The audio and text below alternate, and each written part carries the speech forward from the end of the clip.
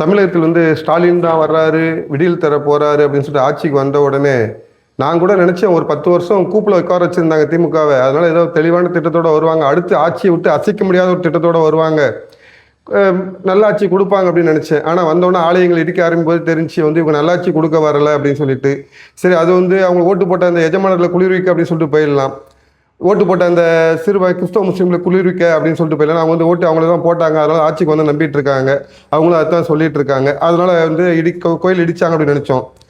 ஆட்சிக்கு வந்த உடனே பார்த்தீங்கன்னா திமுகவின் மாநில அயலக செயலாளர் மெத்தமட்டின்னு ஒரு பயங்கரமான போதைப் பொருளை கடத்தி அதில் பிடிபட்டார். அவருக்கு இந்த திரைப்பட இயக்குனர் அமீர்லாம் கூட்டணி, நம்ம உதயநிதி ஸ்டாலினோட மனைவி ஒரு படத்துக்கு அவங்க தான் ப்ரொடியூசர் அப்படின்ற மாதிரிலாம் செய்தி வந்துட்டு இருந்துச்சு.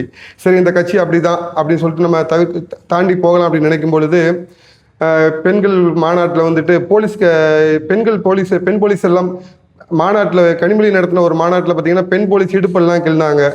அப்புறம் தொடர்ந்து இந்த 2 வயசு குழந்தைய பாலியல் பலாத்காரம் பண்ணது இப்படி திமுக நிறைய பாலியல் புகாரில் ஈடுபட்டாங்க. சரி இந்த கட்சி இப்படி தான் அப்படின்னா, அப்புறம் திமுககாரன் கஞ்சா கடத்தினா அப்படின்னாங்க. சரி இதோட வேலை இப்படி தான் அப்படின்னு சொல்லிட்டு, அப்புறம் அந்த கள்ளச்சாராயம் கடத்தினது திமுக ஸ்டிக்கர்லாம் வீட்டில் திமுக ஸ்டிக்கர் ஒட்டி இருக்குது, அவங்க திமுககாரங்க அப்படின்னாங்க.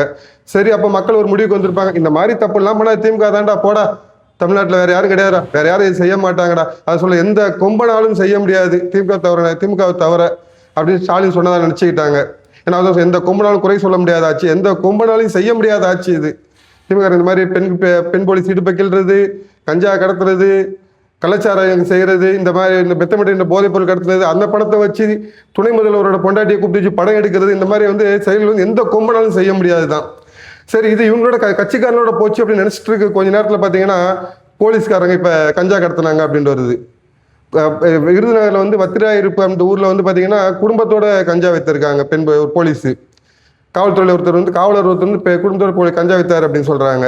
சரிடா அப்படின்னு சொல்லிட்டு இப்படி திரும்பி பார்க்குறதுக்குள்ள ஊட்டியில் ஒரு காவலரே ஒரு பெண் செருப்பால் அடிச்சிருக்குது, இளம்பெண் ஒன்று, பின்னாடி உட்காந்து பாலியல் சீண்டல் பண்ணா அப்படின்னு சொல்லிட்டு. எவ்வளோ கேவலமாக போய் நிற்குது பார்த்தீங்களா இந்த ஆட்சி. நான் விடியல் தர போறாருன்னு பார்த்தா விடியலும் தரல, ஒரு விளக்கண்ணையும் தரல. ஆனால் போலீஸை செருப்பால ஒரு பெண் அடிக்குது அப்படின்னா இந்த காவல்துறை கையில் வச்சுட்டு இரும்பு கரம் அப்படின்னு சொல்லிட்டு, அந்த இரும்பு கரம் கூட துர்காஷன் எடைக்கு போட்டிருப்பாங்கன்னு நினைக்கிறேன், சும்மா புழுவாத போ அந்த சைடு அப்படின்ட்டு. அந்த இரும்பு கரம் எங்கே போச்சுன்னே தெரியல. அந்த இரும்பு கரத்தின் மீது நம்பிக்கை இல்லாமல், சட்டத்தின் மீது நம்பிக்கை இல்லாமல், காவல்துறை மீது நம்பிக்கை இல்லாமல், ஸ்டாலின் மீது நம்பிக்கை இல்லாமல் ஒரு இளம்பெண் செருப்பை கழட்டி போலீஸ் அடிக்கிறார். ஏன்னா இவங்க மேல சிறிய நம்பிக்கை இருந்தால் போலீஸ் சொல்லியிருப்பாங்க.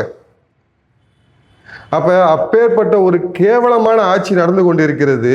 ஆனா இவர் ஸ்டாலின் மாநாடு நாங்கள் எங்கள் பேருக்கு கட்சி மாநாடு யாரும் நடத்தினது இல்லை. ஆமாம் அடித்த கொள்ள சும்மாவா, பிடிஆர் பழனிசாமியாருன்னு சொன்னார், வருஷத்துக்கு 3000 கோடி 30,000 கோடி அடிச்சிட்டு இருக்காங்க, என்ன பண்ண போகிறாங்கன்னு தெரியலன்ட்டு அது செலவு கொடுத்துட்டு இருக்கீங்க, அவ்வளவுதான். அப்போ நீங்கள் ஆட்சிக்கு வந்ததும் ஆலயங்கள் இடிக்கப்பட்டது, பெண்கள் 6லேருந்து 60 வயசு வரைக்கும் 70 வயசு வரைக்கும் 60 தாண்டி 70க்கு வந்துட்டாங்க. எந்த ஒரு மாநிலத்திலும் நடக்காத கொடுமைகள். 12ஆம் வகுப்பு மாணவி பாலியல் பலாத்காரம் பண்ணி 4 நாளாக இன்னும் குற்றவாளிகள் பிடிபடவே இல்லை. வேங்கை வெயிலில் மலத்தை கலந்தவனை 1.5 வருஷமாக கண்டுபிடிக்க முடியாமல் இருந்தீங்க. அப்போ எதற்காக இந்த அரசு, யாருக்காக இந்த அரசு? ஆலயங்கள் இடிப்பதுக்கு மட்டும்தானா, இல்லை காவலர்களை கொண்டு கஞ்சா கடத்துவதற்கு மட்டும்தானா, இல்லை கஞ்சா கட்சிக்காரர்கள் கடத்துவதற்கு மட்டும்தானா, இல்லை பெண் போலீஸ் இடுப்பை கிள்வதற்காக தானா இந்த ஆட்சி? இவர் நம்ம எடப்பாடி எதிர்கட்சியாளர் எடப்பாடி சொன்னதான் ஞாபகம், நீங்கள் ஆண்டது போதும், மக்கள் மாண்டது போதும், மக்கள் கொடுமைப்பட்டது போதும், இத்துடன் இந்த அராஜக ஆட்சிக்கு, இந்த அவுரங்கசீப் ஆட்சிக்கு முடிவு கட்டுவோம். கருணாநிதி சொல்லுவார், சட்டம் ஒழுங்கின் ஈரல் காவல்துறைன்ட்டு. அந்த ஈரல் இன்னைக்கு அழுகி போய் ஒன்றுக்கு உதவாமல் போயிட்டு இருக்குது இந்த திராவிட முன்னேற்ற கழக அரசால். இவங்க இந்த இடத்த விட்டு நகர்ந்தாங்கன்னா காவல்துறை மறுபடியும் பலம் பெறும், நாடு நலம் பெறும்.